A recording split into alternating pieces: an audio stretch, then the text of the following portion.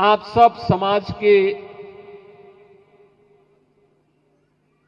उस तबके से संबंधित हैं, उन्हें प्रतिनिधित्व देते हैं जिनकी अपेक्षा है, जिनकी आकांक्षा है और जिनके मन में समाज जीवन और राष्ट्र जीवन के साथ आगे बढ़ने का एक जज्बा है।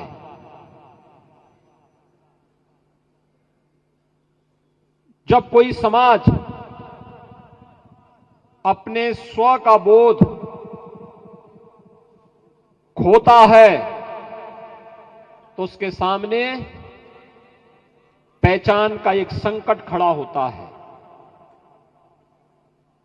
और कुछ ऐसा ही षड्यंत्र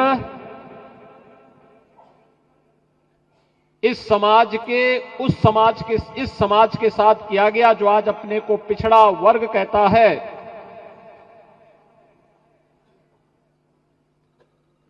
उस समाज के साथ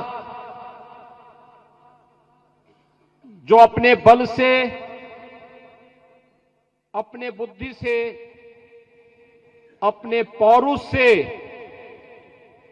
भारत को भारत बनाने, भारत को सोने की चिड़िया बनाने, भारत को समृद्धि के नई ऊंचाइयों तक पहुंचाने का जज्बा रखता था, जब एक साजिश के तहत उसे आपस में ही लड़ा करके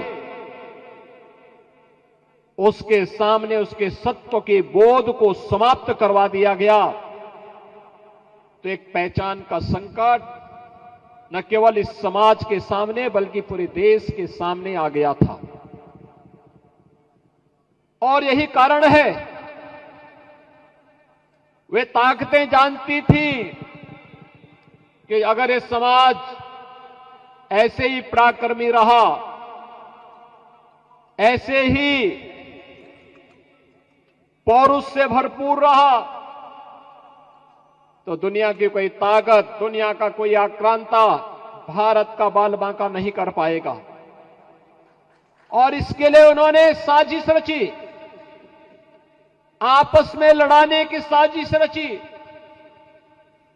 आपस में ही एक दूसरे को भिड़ाने की साजिश रची,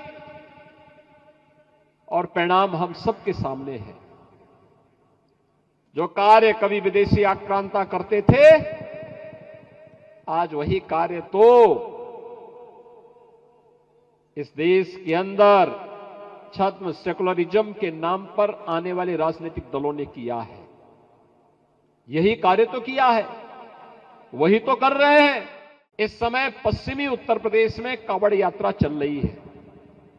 याद करिए, यही कांवड़ यात्रा इस कांग्रेस और समाजवादी पार्टी की सरकार के समय, बहुजन समाजवादी पार्टी की सरकार के समय प्रतिबंधित की गई थी। ये केवल एक कांवड़ यात्रा नहीं है, ये केवल शिव भक्तों का एक मंगल गान नहीं है, उनकी यात्रा भर नहीं है। इसके साथ रोजगार भी जुड़ा हुआ है। याद करिए, कांवड़ यात्रा के साथ चलने वाले लोगों का रोजगार, उसके साथ लगे हुए हस्तशिल्पियों का रोजगार, उसके साथ लगे हुए छोटे गांव के दुकानदारों का रोजगार, उसके साथ जुड़े हुए वे सभी अन्य कार्य जो उस यात्रा के साथ चलते थे, जिनकी आजीविका चलती थी। एक यात्रा वर्ष भर के लिए उनके पास इतनी आमदनी करती थी कि वे उस आमदनी को फिर कहीं लगाते थे, उससे कई गुना मुनाफा कमा करके फिर अपने और अपने परिवार की भी और देश की समृद्धि में भी अपना योगदान देते थे। लेकिन पिछली सरकारों ने इसको रोकने का काम किया था।